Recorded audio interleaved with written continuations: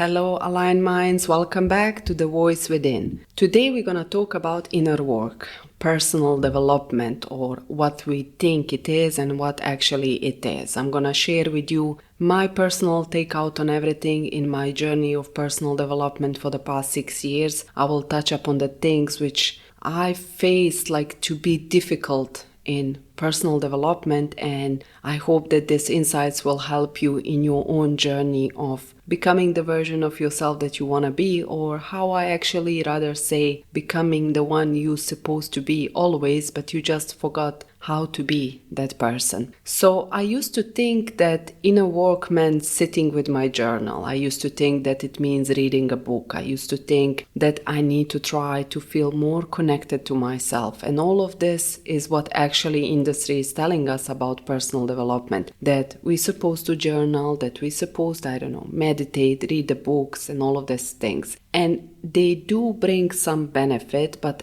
actually they always seem very broad, very vague, very mystic, that ordinary people who are trying to change some parts of their life don't see actual benefit of it. And actually, to be honest, you kind of cannot use them in everyday life situations. A lot of people, they hear the words healing or growth, and usually they imagine breathing techniques, processing, staying soft, endlessly be in some spirituality. And I think that most of the people actually feel resistance towards inner work because of this thing, because they see that these things don't help in real life situation, that you cannot just breathe it out when your child is screaming in front of you. Yeah, in some theoretical level, it could be applicable, but let's be honest, most of the time it doesn't work. Most of the time in the situation with your child, you are so furious that you don't even remember to breathe. Because what we feel in the moment when we are in some difficult situation in our life, either our child is screaming on the street, maybe we are in some conflict with our partner, with our husband, when we are standing in a grocery line and we are about to explode because somebody is rude in front of us, what we feel in that moment isn't journaling prompt. We don't have the journals next to us in a hand to say, oh, this is what I pull out from my last book and this was my journaling prompt and now I should behave like this. It's not realistic, it's not applicable, it's not practical in the real life. And what I have came to understanding that all of these things, they bring us a little bit of awareness. They give us vocabulary to understand ourselves better, to understand why we're moving in the world that we are moving. But when the actual moment comes, when something in front of us is difficult and we really, with the best heart, we want to do it differently, those things are not helpful at all. What I have came to understanding is that what is helpful is a choice point. And this is where actually real inner work is living.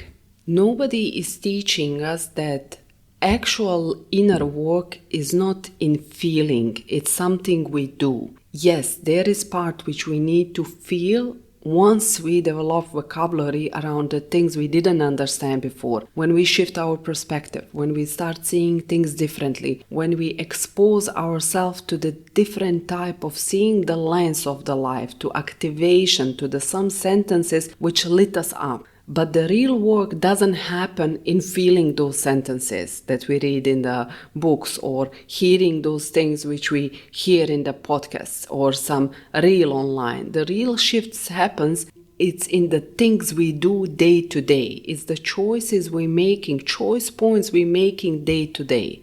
Because the truth is, I have done all possible understanding. I dedicated the past 6 years of my life to understanding, to awareness. I went deep. I went where it's uncomfortable. I went in the places where I felt extremely ashamed of my actions, of my choices. I felt guilt. I have felt how does it feel to betray yourself. I done it all. And nothing changed until I started moving differently. The reason most of the people resist inner work is because the industry, the coaching industry, or however you want to call it, is making it look very mystical.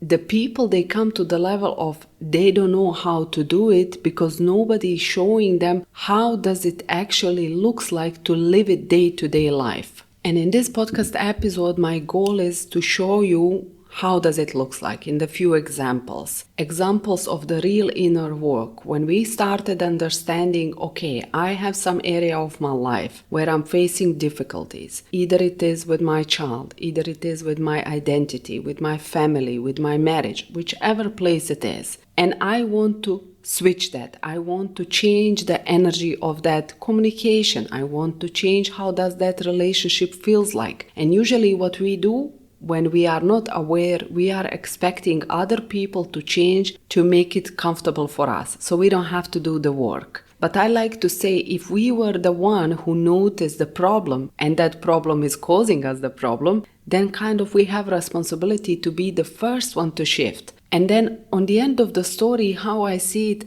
especially when it's some emotional relationship, like a children, like a husband, like a family, like a people who are close to us. Why does it even matter who started? Why am I bringing this? Because most of the time the people, they go from the place of blaming, and then when they realize that they are doing the things wrongly, they try to shift the focus on another person. They try to shift it in a way, why would I do it? Let them do it. Why I have to change? They could change it. But honestly, this doesn't bring us nowhere. If we see that there is a problem and we want to shift it, as much as another person has responsibility inside of that relationship, whatever that relationship it is, we have responsibility as well. So if we took the first step and we made awareness of the problem, we can see it, we gain vocabulary of the problem, why we wouldn't be the first one to start? Why wouldn't we take the lead? Because on the end, the point is that we change it, that we come to the mutual understanding, that we overcome difficulties in our life dynamics, in our relationship. The point is not who's gonna start the first. As long as we are moving in that direction, we are dropping responsibility on another person and accepting status quo of the place in our life where we are. So how that actually looks like in the real life application. Let's say you usually say yes to everything and then you feel resentment after. This comes under umbrella of any aspect of your life, with the children, with the family, with the friends, with the work, with your own identity. You usually say yes, but you feel deep inside that you would rather say no. The inner work, the real inner work, is saying no when you know you're gonna feel resentment if you say yes. And yes, this is the place where it's uncomfortable, because everything inside of us is feeling discomfort. It's because we used to do something differently for other people, pleasing them, but now we're choosing ourselves. We are choosing not to betray ourselves. And we are terrified in that moment that if we say no, we think everything will collapse. But we say it regardless, and we survive. And then we say another no, and another no. And we start building more confidence around saying no. This is how it looks like in the real life application of, let's say, people pleasing. Or let's take example of over-explaining. This was one of the critical points for me in my life, where I was always over-explaining the things. It's like I'm asking for permission to think what I think, to see what I see, to do what I want to do. So instead of over-explaining, what I started doing is shortening my messages. Literally shortening. Whenever I feel that I said something and after that what I said, it comes because, it's immediately going into explanation. It means I'm explaining my choices. It's like I'm asking permission from another person to think what I think, to say what I say. So I stop myself there. And sometimes, yes, it still slips out, but this is the inner work. This is the moment where we gain vocabulary, we gain of understanding what we are doing, what does it costing us, how does it make us feel in our body, and then we stop doing it through the discomfort we feel in the moment when we are doing it. Or again, when we are in the situation to say yes to somebody, but actually we want to say no. What usually industry is telling us, breathe, think about it, it doesn't work. I really tried it. I tried all possible advices online. I could find it in the books. It doesn't work. This is what I found it works. I ask myself in the moment, if I do this, will I feel like I betrayed myself? This is my anchor point. If I feel that I will feel resentment later because I did it, I don't do it. Even if it feels uncomfortable in the moment in front of another person, I am ready to hold discomfort of another person so I don't betray myself. I know that I'm honest to myself. I know that I'm honest to another person. And yes, people will not like it. But over the time, we will start seeing the benefit of not betraying ourselves, and we will feel the real power in our own choices, and we will want to do it more, regardless how the people around us feel. And this doesn't mean that we are rude. This doesn't mean that we are abandoning the people around us. It means that in all the love for another person, in all understanding for other people, we choose to choose ourselves in a moment, and we give then from our overflow instead of giving from the lack. Because when we continuously choosing to don't betray ourselves, we are overflowing with love. We are overflowing with groundness, and then we have capability to give to other person more of what we have. Also, another very good example of inner work in day-to-day life application would be that we choose to move in dignity even when it would be way easier to collapse or please. In the moment when we want to collapse or please in front of another person, this is the choice we're making just to make it less uncomfortable in that moment. We are actually trading the long-lasting comfort for temporary comfort. But moving in dignity in the place where I honor myself, but I honor you as well. I honor my choices. I'm not going to betray myself for the cost of making you comfortable. This is where the dignity lives, in that middle point ground where we are responsible for our action intentions, but we are not responsible for how another person takes it. And even if they feel hurted with our choices, we can still open dialogue, we can still talk. We can even change our opinion, but not for the sake of betraying ourselves.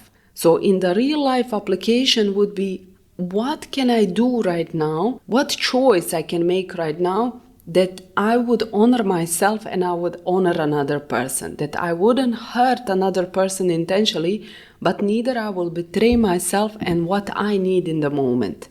So basically, it's not about being soft or being still, although sometimes even this is very useful, but it's more about not abandoning yourself in the moments when you would usually do it. This is where the real inner work is living, in the choices you're making, choices in which you don't abandon yourself every single day. And to be honest, it's something you're gonna do all of your life, most probably, when you gain awareness and when you decide to change the areas of your life where you don't feel in a full dignity. It still happens to me sometimes. Just last week I caught myself overriding my signal again. But I didn't stay in that place. I didn't overthink it. I investigated. I asked myself, what did I trade right now? What comfort I choose temporary over the comfort long-lasting? Why did I choose my comfort over the clarity? And then from that place, I'm choosing next time differently, because every signal where I, let's say, make mistake or I don't follow through, it's a great teaching point for the next time when I'm in the same situation to choose differently and not to betray myself. Inner work doesn't happen in journaling prompts. Inner work doesn't happen in meditation. Yes, these things, they help, that we gain the clarity in our head, that we put on the paper something which is bothering us, but the real work happens in doing that one thing differently in your life, in the real life situation, in the mess, in the rawness, in the fights, in confusion, in conflicts, where we choose to do differently.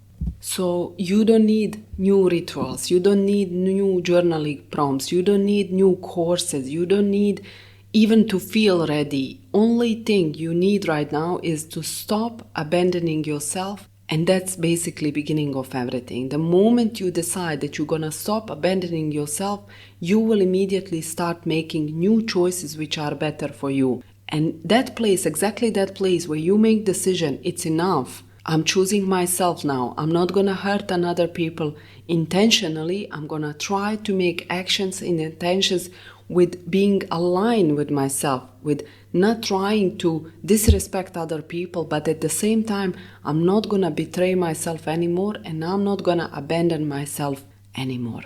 That will be it for this podcast episode. I hope you find something useful for yourself, something that you can take in your life, put it, run with it, try it, test it, change it. And if you feel like expanding dialogue about it more, you can always text me on my Instagram. You can text me in this podcast episode. Under the show notes, there is a message area where you can send me the message. And yeah, that's it. I go on to continue with my day. I go on to finish some stuff in my life that are waiting for me. And I wish you rest of the day beautiful, full of love, full of blessing and everything which you hoping to have in your life. Until the next Sunday, stay true to yourself, follow your signal, and don't betray yourself anymore.